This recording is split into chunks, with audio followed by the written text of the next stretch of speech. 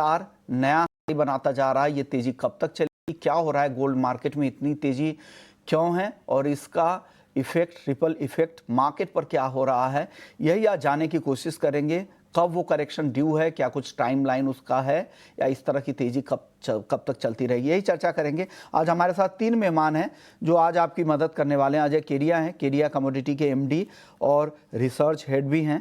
भाविक पटेल हैं, ट्रेडबुल सिक्योरिटीज़ से senior research analyst हैं ट्रेडबुल सिक्योरिटीज़ के, और अनिल बैनर्जी हैं, SPB and head of currency and commodity हैं कोटक सिक्योरिटीज़ से। आप तीनों मेहमानों का बहुत बहुत शुक्रिया। केडिया जी, आप बताइए, आपने इस तरह की रैली आपने जब करियर शुरू किया था उसके बाद आपने देखा है क्या?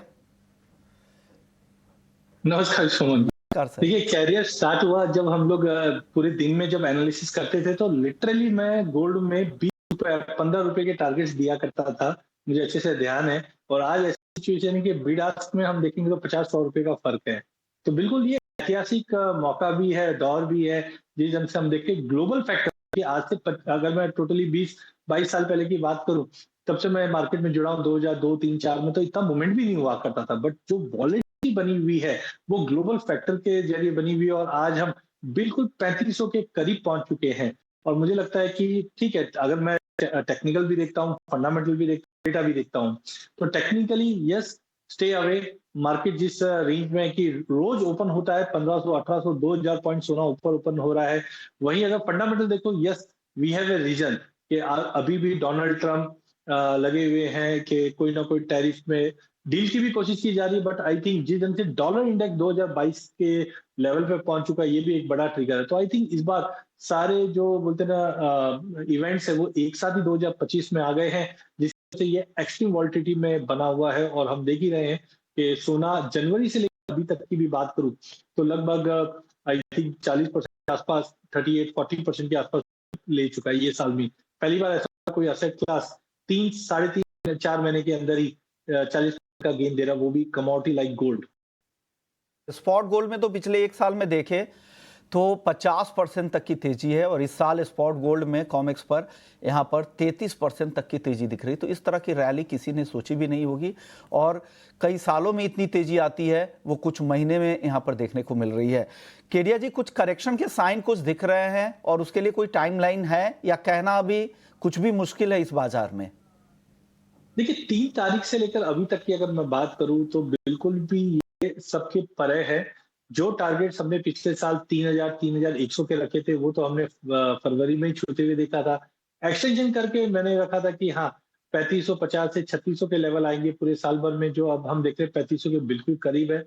बट हाँ, कुछ इंडिकेटर है जिन पे आपको नजर रखना चाहिए। पहला, टेक्निकल में आरएसआई जिसको बोलते हैं, तो आरएसआई कंसिस्टेंटली अब हम देख रहे हैं कि 80 के करीब पहुंच चुकी है, जो दर्शाता है कि stay away from here, because यहाँ से लॉन्ग नहीं करना चाहिए, क्योंकि रिस्क फैक्टर बहुत स्ट्रांग हो जाता है यहाँ पे। सेकंड, अगर हम बात करें तो जो जो न्यूज पे मार्केट ने तेजी की थी, वो अब मैच्योरिटी के लेवल पे, उदाहरण के तौर पे अगर हम टैरिफ की बात करें तो हमें पता है कि 245% का चाइना पे लग चुका है। What next? एक, कि ऐसे ही ये बच्चों की तरह हम खेलते रहेंगे कि 250 की जगह 500 हो जाएगा, 800 हो जाएगा, बट उससे कोई इकोनॉमी को बेनिफिट या कुछ ऐसा और चेंजेस नहीं आने वाला, ट्रेड तो होने वाले नहीं है। हाँ, ये मान के जरूर है, जैसे हमने शुक्रवार को देखा कि जापान ट्रेड डील के लिए मान गया, उम्मीद है कि फ्रांस है, जर्मनी है, बाकी कंट्रीज भी धीरे धीरे मान जाए। तो हो सकता है कि आगे जाकर अगर यूएस और चाइना दोनों ट्रेड डील पे बैठे तो ये तो भूल जाइए कि अब ये जीरो हो जाएगा। बट हाँ, जैसे हमने देखा ग्लोबली 10% का टैरिफ ग्लोबली सब पे लगा है, चाइना पे हो सकता है 12, 15, 20 पे आ जाएगा, बात चालू हो जाए, तो वो एक बहुत ही बड़ा रिलीफ रहेगा पूरे मार्केट को। वो एक बड़ा कारण बन सकता है। अब वो कब हो सकता है? हो सकता है 1 घंटे बाद हो सकता है 15 दिन बाद हो। बट जो ये एग्रेशन हुआ है वो यूएस के लिए भी अच्छा नहीं है और चाइना के लिए भी अच्छा नहीं है। जैसे इंडिया ने भी, कल हमने देखा, स्टील की ड्यूटी बढ़ा दी, क्योंकि अब इंडिया को भी डर लग रहा है कि चाइना की डंपिंग इंडिया में स्टार्ट नहीं हो जाए। तो आई थिंक अगला 48 घंटा या अगला हफ्ता भर बहुत इंपॉर्टेंट है। और टेक्निकली तो मुझे लगता है कि अभी एंट्री नहीं करना चाहिए। टैरिफ वॉर और इवन ईरान और यूएस के बीच में भी जो बैठक है वो काफी हम बोल सकते हैं पॉजिटिव और जा रहा है।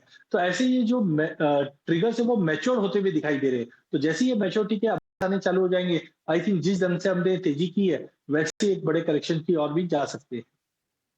सर, ज्वेलरी मार्केट पे क्या इसका असर हुआ है? कुछ आपके क्लाइंट्स वगैरह होंगे जो हेजिंग के लिए आप लोगों से एडवाइस लेते होंगे, कंसल्टिंग के तौर कंसल्टेंट के तौर पे आप काम करते होंगे उनके लिए, उन लोगों का रिएक्शन सर इस तेजी में और उनका क्या हाल है? देखिए, मैं ये शनिवार को जयपुर में था और काफ़ी ज्वेलर्स से मैं मिला भी है कोई अपडेट्स के लिए कैसे हेजिंग पे ये टाइम पे किया जाए। तो फ्रेंकली देखिए हेजिंग के लिए हमारे पास 2-3 टूल होते हैं। पहला हम बोल सकते हैं कि आदमी बोलता है पोज़ीशंस कम करके चलूँगा। सेकंड फ्यूचर पे हेज करें या ऑप्शन के ज़रिए। फ्यूचर में भी अगर आप देखिए तो फ्यूचर में करना क्या होगा आपको फिजिकल के अगेंस्ट आपको फ्यूचर पे बेचना होगा। लेकिन जिस तरीके से हम देख रहे हैं कि पिछले 7-8 दिन के अंदर ही ₹7,000 की ₹8,000 की तेज़ी आ गई। तो वहां पे एंड टू एंड जो भरा जा रहा है वो बहुत एक्सट्रीम है इसलिए कोई भी फ्यूचर पे नहीं जाना चाहता वहीं ऑप्शन की भी अगर बात करें तो ऑप्शन में भी वॉलिटिलिटी की वजह से एटीएम की जो प्रीमियम है आप देखिए 1700 1800 2-2 हजार रुपए के प्रीमियम है तो वहां पे भी फ्रूटफुलनेस नहीं आ पा रहा है तो एक तरफ अब फिजिकल मार्केट के लिए भी बहुत बड़ा जोखिम हो चुका है as of now because of this volatility कि ये लेवल पे कॉस्ट ऑफ हेजिंग भी टू मच है और वॉलिटिलिटी एक्सट्रीम है तो मैंने देखा है कि काफी ज्वेलर से बात किया तो उन्होंने यही किया कि एज ऑफ नाउ हम लोग पॉज कर रहे हैं हमारी एक्टिविटीज कोई भी बड़ा ट्रेड नहीं ले पा रहे या अनहेज काम कर ही नहीं रहे जैसे माल बिकता है फिजिकल में वैसे भी फिजिकल अगर हम बात करें सेल्स की तो पूरी तरह से बैठ चुका है इवन फ्राइडे नाइट को मेरे पास कुछ फोन आ रहे थे शनिवार को आ रहे थे कि अजय भाई फिजिकल में कोट नहीं हो पा रहा है कोट नहीं मिल पा रहा है कि क्या कोट रहेगा बिकॉज सैटरडे संडे छुट्टी है और मंडे भी अगर हम देखें ईस्टर मंडे की वजह से market international market holiday mode पे था तो कोट ही नहीं मिल पा रहा है तो आई थिंक फिजिकल मार्केट बिल्कुल नाइटमेयर में इस वक्त कि करे क्या इस सिचुएशन पे अनिल बैनर्जी जी भी है हमारे साथ। अनिल बैनर्जी जी, इस तेजी पर आपकी राय क्या बन रही? फंडामेंटल्स पे तो हमने काफी चर्चा कर ली, आपको कुछ साइन दिख रहे हैं करेक्शन के? कब तक चलेगी सर ये रैली? हाँ, नमस्कार विश्वमोहन जी। देखिए ये मार्केट अभी फिलहाल जो केडिया जी बता रहे थे मैं उसके साथ सहमत हूँ क्योंकि अब फिलहाल ये एक इमोशनल मार्केट है क्योंकि जब प्राइसेस पैराबोलिकली ऊपर जाते हैं उसको हम लोग बोलते हैं फोमो मतलब फियर ऑफ मिसिंग आउट। तो ये हम लोग लास्ट ईयर स्मॉल कैप्स में भी देख चुके थे, इक्विटी मार्केट में beginning of this year crypto market में देख चुके थे। तो ये कब तक चलेगा that is difficult to tell, but यहाँ पे लॉन्ग टर्म एडवाइजेबल है नहीं, बट इंट्राडे जो ट्रेडर्स है उनके लिए काफी अच्छा मार्केट है क्योंकि 1500 रुपए का एवरेज वॉलेटिलिटी है एमसीएक्स में। मतलब ये अनथिंकेबल क्योंकि जिस कुछ महीने पहले भी 1500 रुपए एवरेज वॉलेटिलिटी सिल्वर का होता था और का इसका आधा होता था। अभी सिल्वर का 2000 रुपीज है और गोल्ड 1500 रुपए आ चुका है। तो जो डे ट्रेडर्स है जो ओवरनाइट ट्रेडर्स है उनके लिए अच्छा है, बस स्टॉप लॉस और पोजीशन जो पोजीशन साइजिंग है उसको ध्यान में रख के वो ट्रेडिंग करना चाहिए।